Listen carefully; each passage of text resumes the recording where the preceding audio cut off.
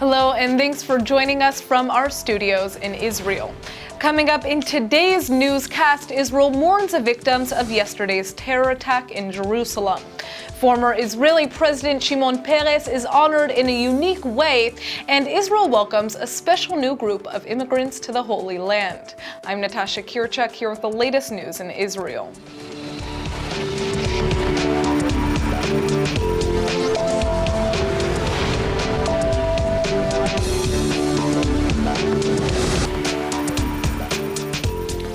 Hundreds of Israelis attended the funerals for the victims of yesterday's terror attack in Jerusalem as police continue to investigate the incident.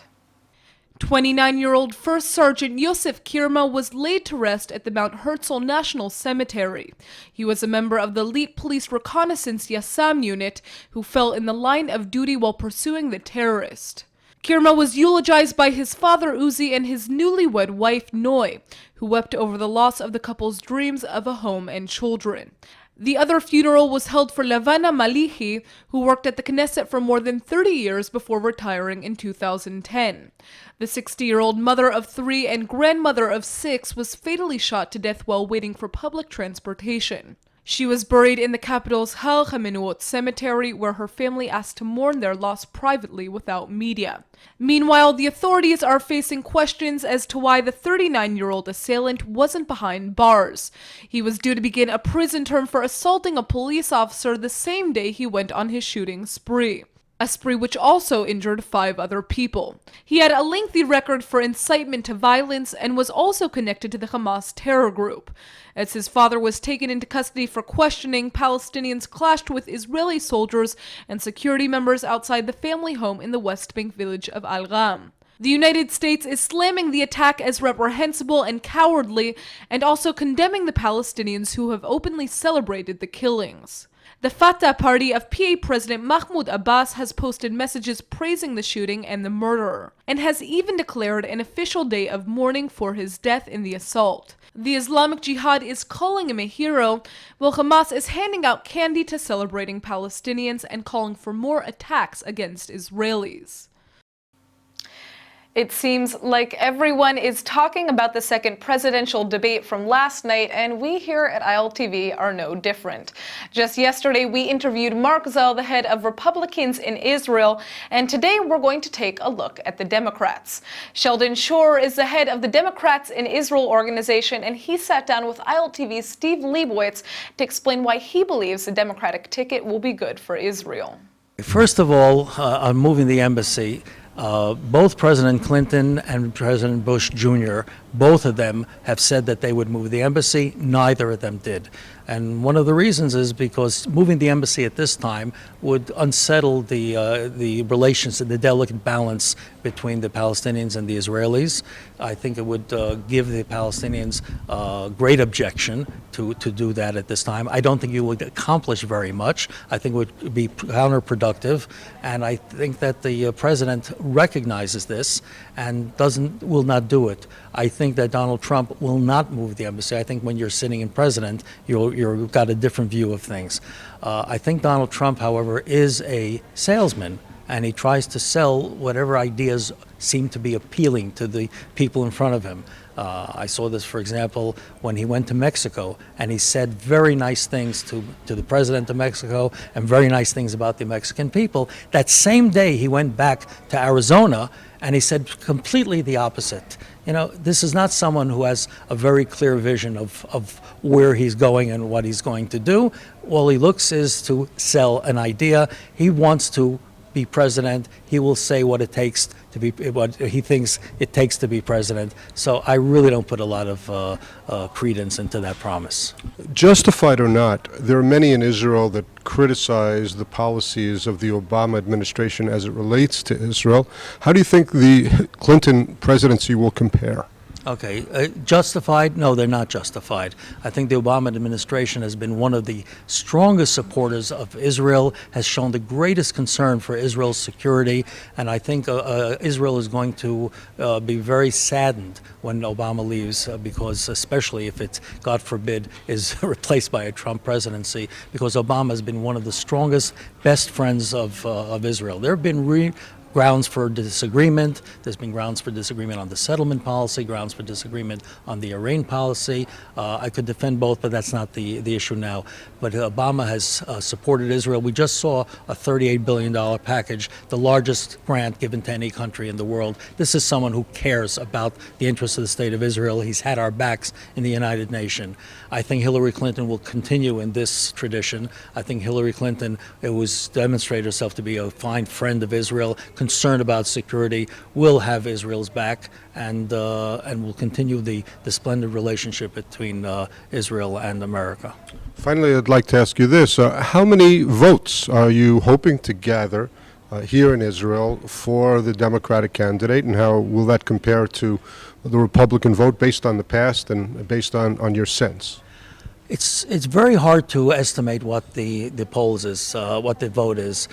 For one thing, overseas votes are done by mail. So someone goes to the post office and it's sent to all the election ballot committees all over the United States. You can't really track it. We also don't know exactly how many Americans there are in Israel. We estimate somewhere between 200 and 300,000 Americans can vote, have the right to vote. So we really don't know. I know that in many years past, the vote here in Israel paralleled that of the United States. And the United States, we do know, that the Jewish vote for Obama was about 78% in 2008 and about 72% in 2012. I think that the numbers in Israel will probably be lower for the Democrat. I don't think it's going to be less than 50%, but we really don't have any reliable figures. Sheldon Shore, thank you so much for being with us at ILTV. Thank you very much. Late Israeli President Shimon Peres was considered the father of Israel's nuclear program, and now the facility in the south of the country will forever bear his name. Israeli Prime Minister Benjamin Netanyahu told ministers at his weekly cabinet meeting on Sunday that the Dimona facility, now known as the Negev Nuclear Research Center, will be changed to honor Peres. The premier says he's made the decision because the late leader's efforts to advance a critical initiative have helped to ensure the security of the Jewish state for generations. אני מבקש גם לעדכן את חברי הממשלה שבכוונתי להביא לכך הקריה למחקר גרעיני בדימונה תיקרא על שמו של שמעון פרס, זיכרונו לברכה. שמעון פרס פעל רבות להקמת המפעל החשוב הזה, מפעל חשוב לביטחון ישראל לדורות, ואני חושב שזה ראוי ונכון לקרוא את הקריה על שמו. The elderly statesman passed away 2 weeks ago at the age of 93. While serving as a Director General of the Defense Ministry back in the 1950s, Peres performed a crucial role in Israel's pursuit of nuclear capability, at the urging of the nation's first Prime Minister David Ben-Gurion. Peres always stressed the program was never meant to wage war, but to prevent it. Israel is believed to be the only nuclear-armed power in the Middle East, although successive governments have always maintained a policy of ambiguity and have never confirmed that Israel possesses any atomic weapons. The American Jewish community has a major influence on Israeli-American relations, but today Knesset member Dr. Aliza Lavi is here in the studio to talk about how Israel can improve its relationship with the Jewish community itself. Thanks so much for coming in. Thanks for having me. So to begin, you've just returned from a major conference in Washington. Can you tell us about it? Yeah, actually it's a meeting that Israeli that decided to live in the States, to build their home and families and live out of Israel in the States. And suddenly they felt that something is missing in their life, and they are trying to create a community that together that they can, describe a little bit or find their identity. What it means to be Israeli out of Israel. And one thing that I, can speak about is the title that they chose. We are the American Israeli, and the word Jewish is not there. So I asked myself the other day that I met the general director of this organization, Shoham, his name, And he told me a little bit about the organization and what is behind and why they want, to start this committee. And it started a few years ago. And he told me, Elisa, now we are looking for our identity. We found ourselves as a Hebraic Israeli. And I asked myself, what does that mean? He said to me, I really don't know. That's why I would like to invite you to this conference that you just mentioned. We are bringing Israelis from all kinds of fields in Israel and also people that Israeli American. And together we want to elaborate the discussion and find ourselves what it means for us, but more than that, for our kids. Because, these kids, most of them, they are studying in the schools that, regular school, public school, no Jewish education, no Israeli education, and most of the families prefer to speak with the kids, or the kids prefer to speak in English. By the way, the language in this conference is not Hebrew, is English. It means a lot. So what are we going to do? And if this question for this organization is only for this generation, or it will switch to the next generation. Because, the other day I went to Georgetown University Law School. I was invited Friday night, dinner. They once a month meet together, the Jewish students in this law school, one of the best in the States. By the way, 30% of them are Jews. And when I spoke with them, I met some students. They told me that their parents are Israeli. So I asked myself, what did this mean? I mean, about the sentence that I said before about how they identify. Because they identify themselves as American student, as Jewish American student, but not Israeli. My parents, they said, moved from Israel, but they are Israeli. So what's really interesting about that is you think about, okay, well, as a Jewish person living in the United States who may not have a direct connection to Israel, do you have an obligation to Israel in any way? And will somehow, enhancing the relationship between Israeli Jews and American Jews make it so that that American Jewish community somehow feels closer to Israel?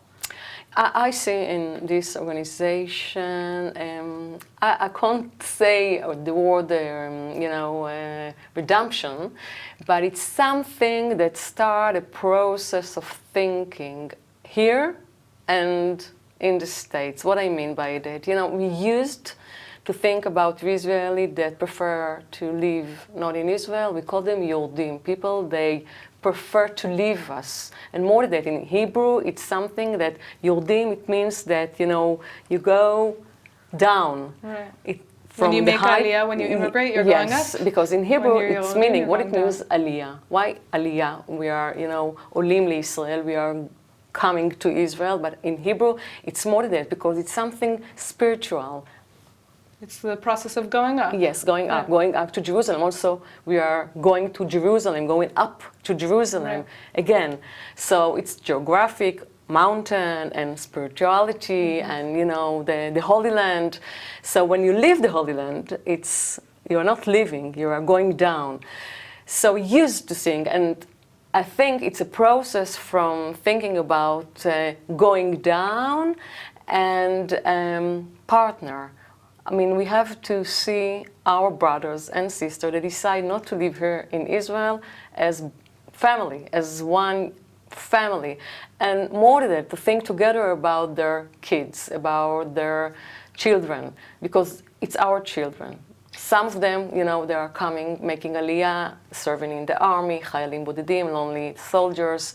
We have to hug them. Some of them decide, to convert because as I know, that we have a simulation, including the Israeli people. So what is the future?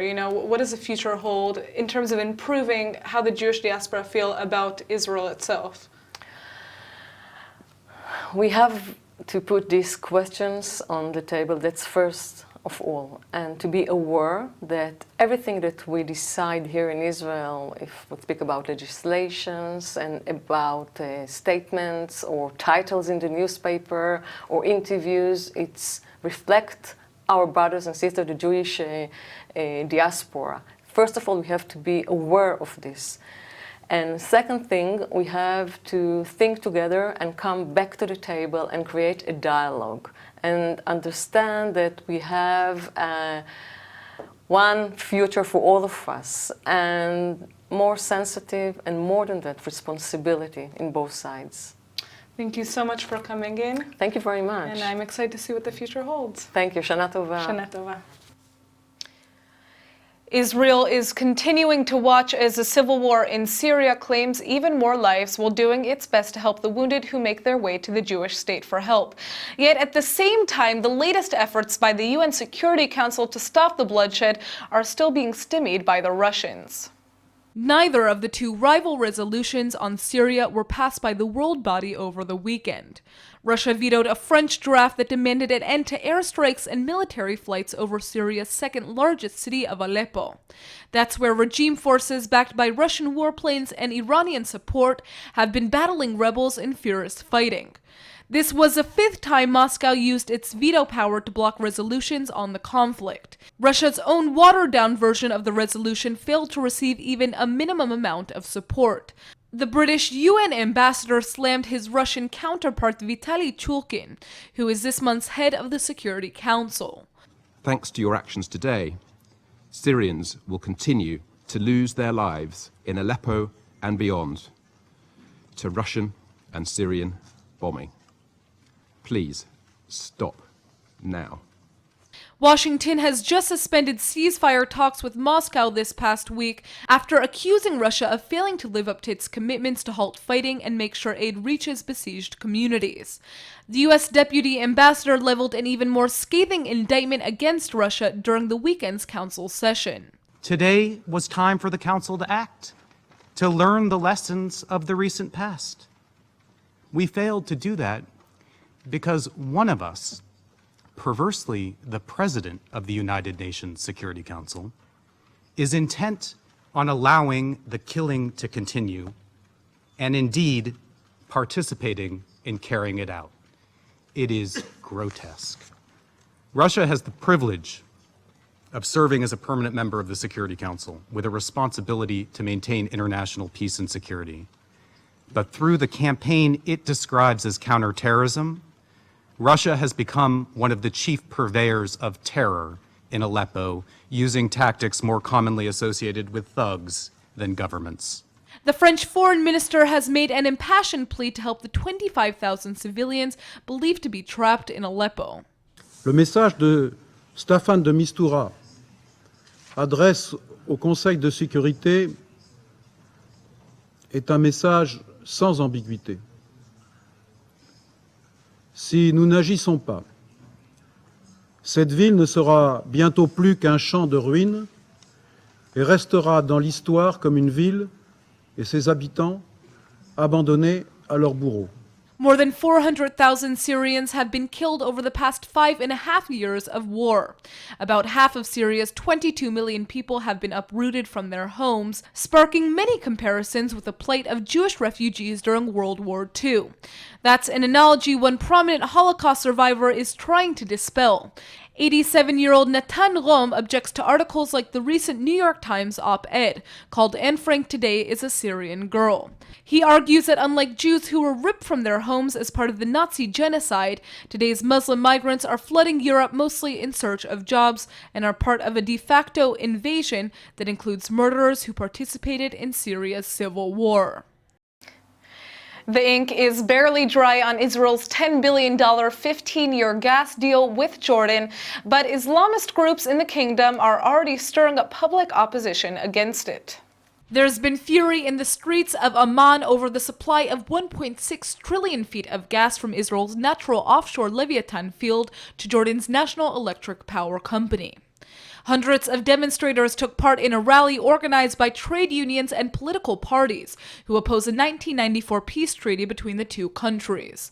They held signs against the importation of gas from the Zionist enemy, which they claimed occupies Palestinian lands. الشعب الأردني بمكوناته المختلفة كما احنا شايفين، مش مكون واحد بعينه، ولا لون ولا تيار سياسي بعينه، وإنما أبناء الأردن رافضين لهذه الاتفاقية، والرسالة اللي نوصلها بصورة واضحة: هذه الاتفاقية لا تمثل الأردن، لا تمثل الشعب الأردني، ولا نقبل أن تستمر فيها، وسيحاسب ويحاكم من وقع هذه الاتفاقية. Well, we're asking the government to stop this deal. We believe that the government has any other alternatives for energy resources, and there is no excuse to have any economic deals with the occupation. The political wing of the Muslim Brotherhood in Jordan, called the Islamic Action Front, is leading the charge against Israel by alleging the gas was stolen from Palestinian waters. Other Jordanians are participating in a social media campaign by turning off their lights and posting photos with captions that they'd rather sit in the dark than use Israeli resources. A government spokesman insisted Amman is trying to diversify its energy options, and the deal doesn't mean the Hashemite kingdom will become dependent on the Jewish state. Officials also stressed the arrangement will save Jordan at least $600 million on energy bills every year. If all goes as scheduled, production will get underway by 2019. After yesterday's tragic terror attack in Jerusalem, we finally have some good news for you. The Jewish state has just welcomed 63 Ethiopian immigrants who arrived in Israel after a very long wait. Dozens of Falashmura Ethiopian immigrants flooded the Ben Gurion airport on Sunday and were met with a major welcoming ceremony. The Israeli government announced an end to Ethiopian immigration in August of 2013, angering Ethiopian Israelis who still had family in the African country. But last year, Israel finally approved the entry of the last 9,000 Falashmura Ethiopians who claim Jewish lineage, ending years of debate as to whether they should be allowed to settle in Israel. Israel's law of return allows Jews from around the world to claim citizenship in Israel and take residency. The first Jews to come to Israel from Ethiopia were airlifted from the African country in the 1980s, following a rabbinical creed that proved they were descendants of the biblical Dan tribe. Yet not all Ethiopian Falashmura Jews have been allowed to settle in Israel, causing major splits in Ethiopian Israeli families. Now many families will be reunited. Israel has a big experience of bringing almost 100,000 Jews and their relatives from Ethiopia in the last 40 years. And in fact, now we are on the final stages of reunification of the families, the last parts of the families which are left.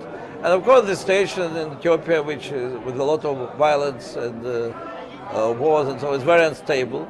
Today, around 135,000 Ethiopian Jews live in Israel, and many have joined the high ranks of legislators and officer corps in the Israeli military. Yet official figures show the minority lags behind other groups in the country, with Ethiopian households earning 35% less than the national average and only half of their youth receiving high school diplomas. Despite these numbers, the unstable situation in Ethiopia is pushing more and more Ethiopian Jews to try and immigrate to Israel. While Israel has approved their immigration, many have been unable to come because the Jewish state lacks a budget for their absorption. Ethiopian immigrants get additional benefits not afforded to other immigrants, including housing allowances for at least 2 years. Israel's 2017 to 2018 budget includes money for the absorption of 1,300 Ethiopian immigrants. And now for our Hebrew word of the day. When talking about a visit to the land of Israel, one of the many consistent descriptions is that it feels like returning home. That sentiment might be partly from the familiar atmosphere or maybe the Middle Eastern soul food, but it's definitely also from the welcoming attitude that visitors from all over the world receive. That's why today's word of the day is Baruch Abba, or Bruchim Abayim, meaning welcome, literally translated to blessed is the arrival or arrivals. Baruch Abba will be one of the first things you hear anytime you enter an Israeli restaurant, shop, or home. And if you want to pay the blessing back to your hosts, you can say Bruchim Animtzaim, or blessed are those who are here. So whether you're hosting or arriving, blessings and feelings of home are thrown around all over this country, making sure you're feeling welcome at all times. Let's go ahead and take a look at the weather forecast. Tuesday is expected to be sunny with a high of 83 degrees. Wednesday should be partly cloudy, but the temperature should go up to 87. All right, everybody, that's it for today's news. Today's exchange rate is 3.79 shekels to the American dollar. Remember to sign up for our daily newsletter at iltv.tv, and don't forget to check out our next update at 8 p.m. Eastern Time. Thanks for watching, and see you tonight.